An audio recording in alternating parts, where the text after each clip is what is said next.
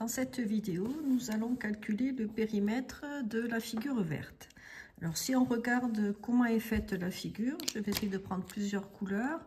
Ici, on voit un demi-cercle que je trace en bleu.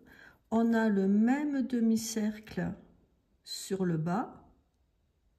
Ce demi-cercle bleu, on peut regarder, on connaît le diamètre. 1, 2, 3, 4, 5, 6 carreaux. Donc, on a un diamètre de 12 cm. Ça, c'est pour le premier cercle. Donc, finalement, deux demi-cercles donnent un cercle. Je continue avec les deux petits. On regarde. Ici, on a un demi-cercle que je repasse. Un autre demi-cercle, ce qui fait un cercle. Et cette fois-ci, 1, 2, 3, 4. Le diamètre du second cercle est égal à 8 cm. Donc maintenant qu'on a vu comment était faite cette figure, on va pouvoir commencer. Puisque nous avons deux cercles, on peut utiliser la formule de la longueur du cercle. La formule de la longueur du cercle, c'est P égale soit 2pi r lorsqu'on connaît le rayon, et on peut multiplier par 2, ou bien on peut utiliser directement l'autre formule, d fois pi, quand on connaît le diamètre. Donc ici, directement, on va pouvoir calculer en utilisant la formule avec le diamètre, puisque nous connaissons les deux diamètres. Donc je vais commencer, je vais l'écrire en bleu finalement, comme ça on verra de qui on parle. Le premier cercle, donc celui en bleu, on va prendre la formule d fois pi. Le diamètre est égal à 12.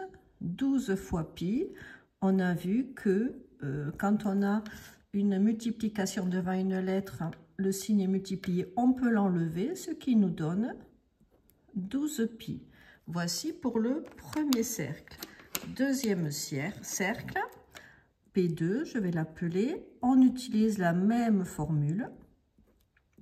On remplace le diamètre par sa valeur, c'est-à-dire 8. 8 fois pi. Et on a la longueur du deuxième cercle. J'enlève le fois, ce qui donne 8 pi.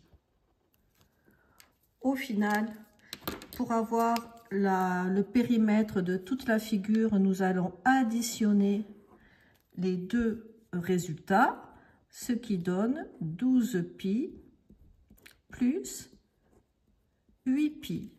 On se retrouve au final comme dans le calcul littéral. Quand on a des x ou des lettres, une autre lettre, là on a finalement la lettre pi. Donc en calcul littéral, nous avons vu une propriété qui s'appelle la distributivité, que je vais écrire ici, qui vous dit que k fois, j'essaye que ça zoome pas trop, k fois a plus b est égal à k fois a plus k fois b.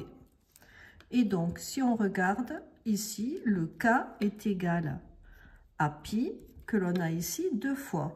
Donc, on va utiliser l'égalité en la lisant de droite à gauche. Et quand on la lit de droite à gauche, on dit que l'on factorise. Donc ici, k est égal à pi, ce qui nous donne pi multiplié par a, qui donc égale à 12, plus b, qui est égal à 8. Ce qui nous donne pi fois 20, que l'on peut écrire en ramenant le nombre devant la lettre. Comme ça, on pourra utiliser un petit peu la simplification de l'écriture, ce qui nous donne 20 pi. Donc ça, c'est la valeur exacte.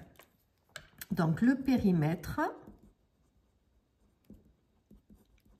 est de 20 pi centimètres. Si on veut donner une valeur approchée, on utilise la calculatrice avec la touche pi et ça vous donne environ 62,8 cm. Mais si on peut garder la valeur exacte le plus possible, on peut le faire. Voilà cette vidéo terminée. Je voulais revoir avec cette notion de distributivité et cette fois-ci pas avec des lettres X, A ou B, mais avec qui peut servir avec la lettre pi, avec le nombre pi en utilisant les périmètres ou les aires.